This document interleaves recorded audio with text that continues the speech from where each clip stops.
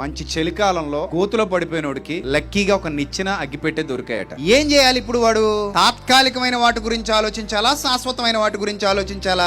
శాశ్వతమైన వాటి గురించి ఆలోచించాలి. రంపం అగ్గిపెట్టే పక్కన పెట్టి చక్కగా నిచ్చెనెక్కి గోతులో నుంచి బయటపడాలి. కానీ ఈ మూర్ఖుడు ఏం చేశాడంటే రంపంతో నిచ్చెన కోసుకొని అగ్గిపెట్టితో మంటేసుకొని నిచ్చెనకున్న కర్రంతా తగలబెట్టుకుని మంట కాసుకున్నాడు. పైకి వెళ్ళడానికి ఉపయోగపడే సాధనాన్ని వీడు తాత్కాలికమైన అవసరాల కోసం ఏం చేసుకున్నాడు? బూడిద చేసుకున్నాడు. జీవితంలో చాలా మంది యవనస్తులు కూడా పైకి వెళ్ళడానికి ఉపయోగపడే యవ్వనాన్ని తాత్కాలికమైన ఆనందాల కోసం బూడిద చేసుకుంటుంటారు. వాళ్ళకి ఈ యవ్వనంలో ఉన్న బలం, ఈ విజ్ఞత, వివేకం ఇవన్నీ కూడా పైకి ఎదగడానికి ఉపయోగపడే సాధనాలు. కానీ వాళ్ళు వాటిని ఏం చేస్తారంటే పైకి వెళ్ళడానికి ఉపయోగించుకోకుండా రంపంతో కోసుకున్నట్టు, అగ్గిపెట్టితో బతుకు తగలేసుకున్నట్టు ఆ నిచ్చెనకి బయట పడిపోకుండా చుట్టూతా వలయాలు ఏర్పాటు చేసుకుని తాత్కాలికమైన సంతోషాల కోసం రాబోయే శాశ్వతమైన ఆనందాలను ఏం చేసుకుంటారంటే పాడు చేసుకుంటారు. అది బుద్ధిహీనత.